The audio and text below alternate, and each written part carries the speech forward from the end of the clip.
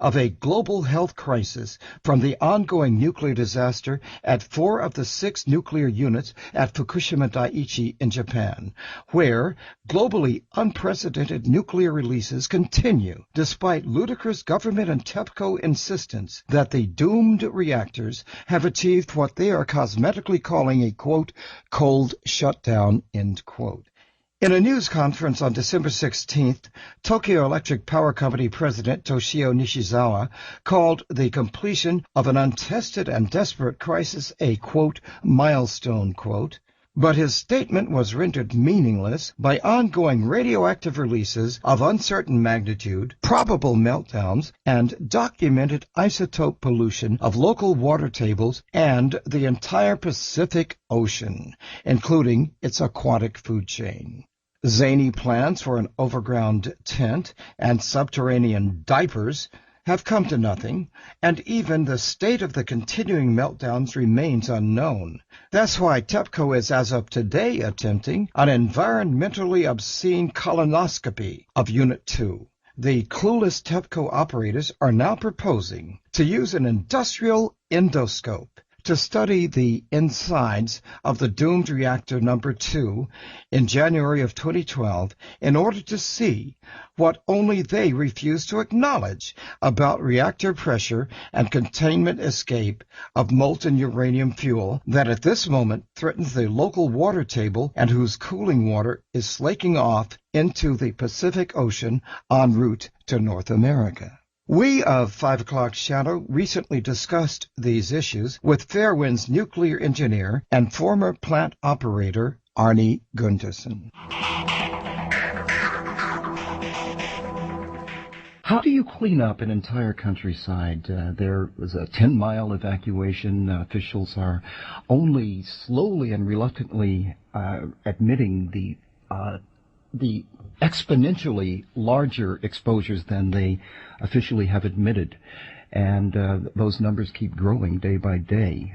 Tokyo, places that would not be obvious from dominant wind patterns have been highly struck with this radioactive debris in the wind, not to mention in the Pacific Ocean. How bad is it on both the land and the ocean? Yeah.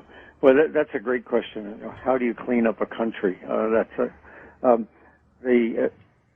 Before I get to there, they've just discovered that 80% of the radiation went into the Pacific. Now that's good because it didn't. If the wind had been blowing the other way, it would have destroyed Japan as a nation. It would have cut Japan in half, north to south. So it was good that the wind blew out to sea for the people of Japan, but it's really not very good for the Pacific Ocean, that's for sure. But how do you do it is, first you have to admit the severity of the problem, and then admit it's going to cost a lot of money. Tokyo Electric is saying they're going to clean this thing up for something on the order of 15 billion U.S. I won't talk in yen because they've got a lot more zeros than we do, but something on the order of 15 billion U.S. dollars. And, you know, I used to do decommissioning of power plants for a living, and I think the Fukushima site alone, not the state, but just the site, is going to be something like $50 billion. And then the landmass that's most contaminated is probably going to be another 150 billion after that. So we're looking at $200 billion. And right now there's a question of who's going to pay for that. It looks like the Japanese government is trying to prop up TEPCO, trying not to force them into bankruptcy. But I think the right thing to do would be to sell them, to let TEPCO be sold and use the cash, because it does have a lot of other assets, use that cash to compensate victims and to clean up. Even when that's done, there will be, perhaps another 100 billion that's going to have to come out of the Japanese government. Arnie, because of BP in the Gulf of Mexico, I can no longer eat red snapper. Because of TEPCO in the Pacific, I can no longer enjoy ahi tuna. There's yet another water problem that I neglected to mention.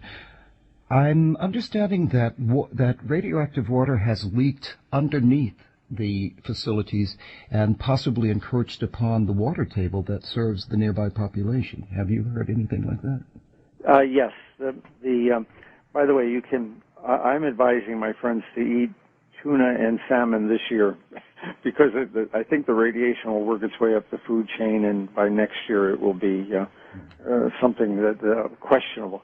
But you're right. The floors cracked during the earthquake. The Fukushima site dropped by 18 inches. The land just dropped 18 inches as a result of the earthquake. That was how severe it is. And when land does that, obviously the foundation cracks, and groundwater is coming in, and radiation is going out into the soil. Now, what TEPCO is proposing is they're building a berm, a dike, on the ocean side to prevent that radiation from moving into the ocean. But they're not building it on the land side.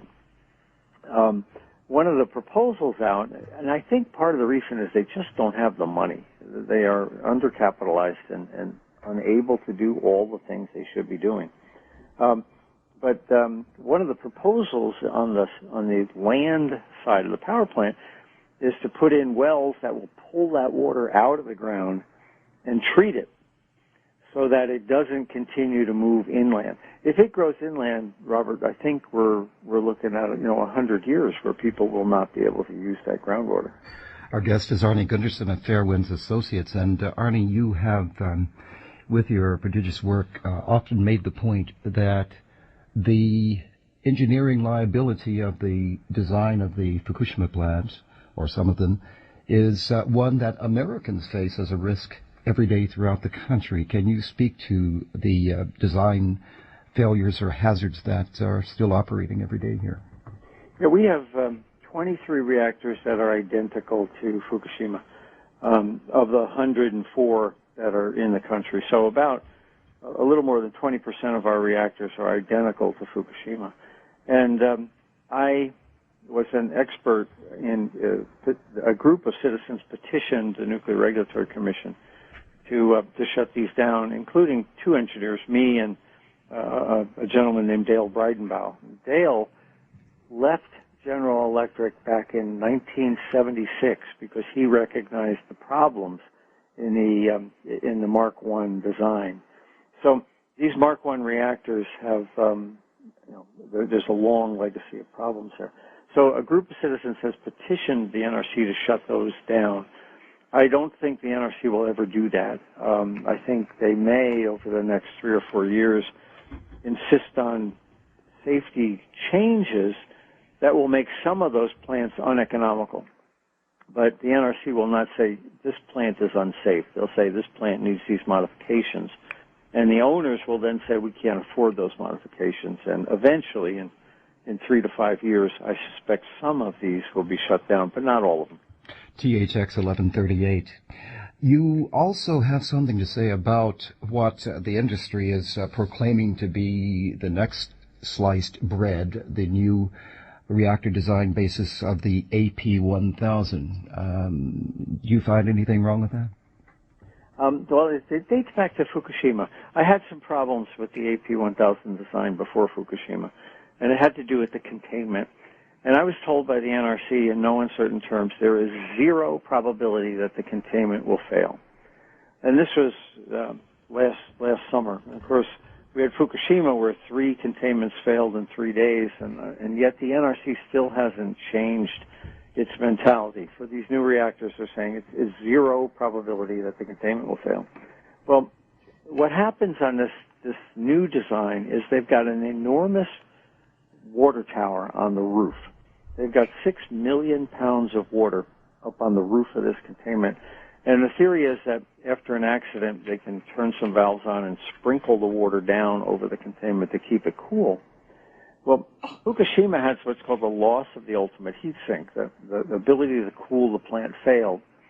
And the NRC is just now beginning to realize this, despite the fact that I said it on CNN back in March. And this loss of the ultimate heat sink applies to the AP1000 design as well. I could come up with about half a dozen ways that tank at the top could either fail or become plugged. And in either case, the ability of that tank to then cool the containment won't exist, and then we'll have a Fukushima-type event with the AP1000. So I've asked the NRC as part of something called the AP1000 Oversight Group, which is a group of NGOs, non-governmental organizations in the Southeast, to hold up on licensing the AP1000 and spend the next half year trying to look at what happened at Fukushima and apply those lessons to the AP1000. The NRC doesn't seem to want to do that. They want to license this plant with loan guarantees and get a couple of them built like right now. And we know from the WikiLeaks cables that the State Department has put full force behind strong-arming governments around the world to give favorable terms to the manufacturers of the AP1000. So it does appear to be as much a financial issue as it is one of rationality, safety, or efficiency. Our guest is Arnie Gundersen of Fairewinds Associates, and this is really an enlightening encounter because we're getting to catch up on so many things that have been developing beneath most public notice and most commercial coverage. And in the 3 minutes or so that we have remaining, Arnie, I open the floor to you to apprise our intelligent listeners as to how to be more aware or protect themselves against these hazards. Wow. I am advising our friends not to buy food from Japan. Even if there's a claim that, it's passed underneath the radiation detector and there's not much radioactivity. I think for a year or two it's just a prudent thing to do.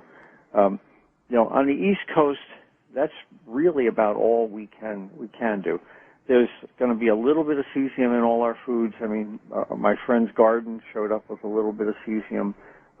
It's everywhere, and it's going to ultimately get in very low concentrations into our food. Not true in the Cascades. There's other things we should be doing there. But really, I think the key now, my biggest concern is what's coming in through the ocean. And your comment about tuna is certainly appropriate. I think we really need to push the government to inspect the fish, especially these top of the food chain fish, which will accumulate cesium and strontium and things like that. Maybe not now, but certainly starting next year. The salmon and the tuna and these large top of the food chain animals. That's probably the most likely source for you and I on the East Coast to pick up a relatively high concentration of radiation would be starting about next year in the fish. The government doesn't want to do that, and they just, I think what's going to take is a shipload of tuna that sets off a radiation alarm in a port or something like that to get people's attention.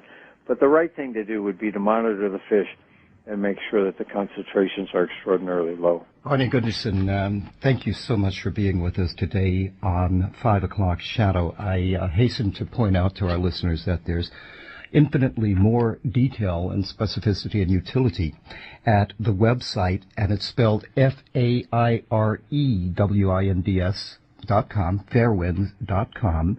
And the website is a revelation, and it's maintained by reader support, much as we here are maintained by listener support.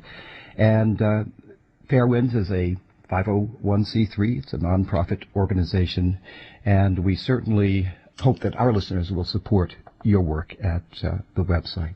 Well, thank you very much, and I'll keep you informed via emails on a daily basis about how it went. This is 5 o'clock Shadow on the Pacifica Radio Network. I'm Robert Knight in New York. You just heard a prescient interview with Arnie Gundersen of Fairewinds Associates about the scale of the Fukushima disaster.